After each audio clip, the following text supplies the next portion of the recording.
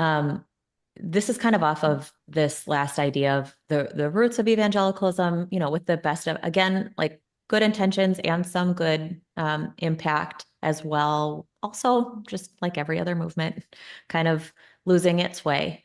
Um, Kathy, you ask a question in the chapter of faithfulness. Does your expression of faithfulness mean something only to people already inside the Christian community? Um, I wonder if you guys could unpack this a little bit more. Like, where do you see faithfulness only expressing itself inside of the church? And why do you think Christians have stopped seeing faithfulness as something that is it's like an evangelism tool, actually, instead of just like as virtue signaling? That's kind of what Yeah. I was taking that as.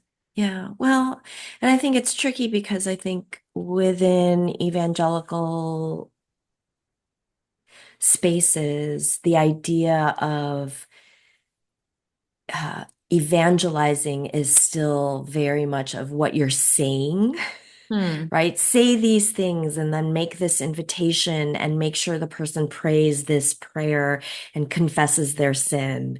That is kind of still the framework and the teaching around evangelizing. Hmm. And we've lost the way of like, your life should be so interesting and so compelling that people go, what is it about you that is so different Hmm.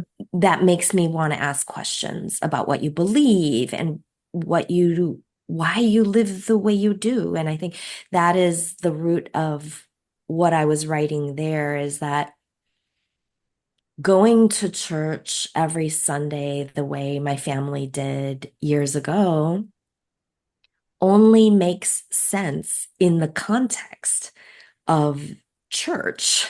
Hmm.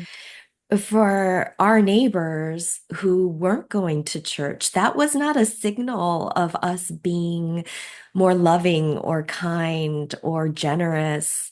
It was, oh, they go to church on Sundays, or they go somewhere where they're a little more dressed up.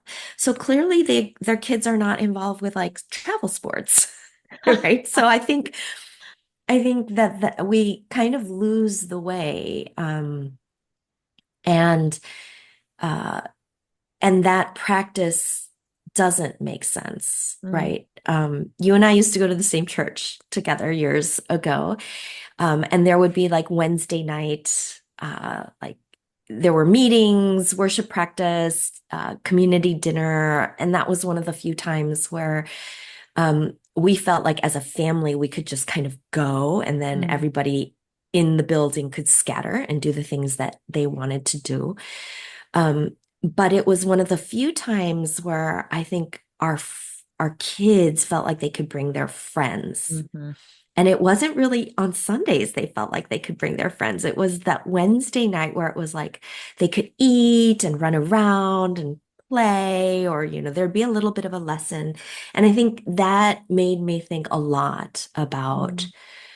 what are the ways in which you live in your church context that is inviting and sparks curiosity. I would say that probably now there are a lot of people who are surprised to find out that I'm a Christian.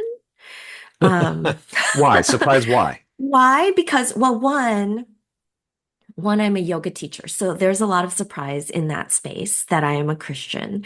But I get asked a lot, like, "Oh, is it because you're a yoga teacher? You seem so blah blah blah." I've had a lot of people talk to me about my energy, which is really interesting because again, that's not the language we would use in the context of the church, and yet we talk about being changed by the power of the Holy Spirit. And Mhm. if that isn't energy, I don't know what is. Yeah. And so I get that a lot. I get people saying like, "Oh, I love your energy. Like, where do you get that?" And I'm always like, "Oh, it's Jesus. It's the Holy Spirit." And they're like, And they're like, "What? oh no, this isn't the What?" conversation Right? I thought I was signing And up and for. I don't push it, but it Right. it just so I think there is something about how you live and exist in your body in every day, not on the Sunday or you're coming back with the Bible in your hand, that should speak more loudly to the world around you. And I really wrestled with that when Mm. life revolved around getting the family dressed and out the door on time for church on Sunday. Not to say that we won't go back to that place. We're still hoping. So, long answer to your question.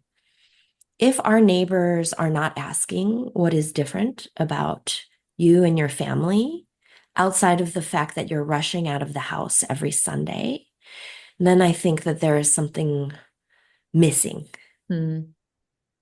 in how the Spirit has transformed your life and transformed the way in which you engage with the world in your neighborhood. Uh, Obviously, Kathy is so wise and has so many good insights. I often don't have anything to say after she says something, but I will say this. Virtue signaling is so funny to me Oh, yeah. because if you're a person of virtue, you will be mistaken for virtue signaling sometimes. That's just reality. Yeah. Because what happens is people who are lacking in that virtue assume that you are faking, because that's what virtue Yes. Yeah, signaling yeah, is, yeah, yeah, right? Like yeah, yeah. pretending I have a virtue. So let's say you're an incredibly faithful or an incredibly kind or an incredibly loving person because of the power of the Holy Spirit in your life. There will be times when people don't believe that you are those things Mm. because they've not seen that or they don't see it in themselves. And Mm. that's not bad. It's okay. Mm. When someone accuses you of virtue signaling, but what they're saying is they're actually describing a virtue the Holy Spirit has put into your life.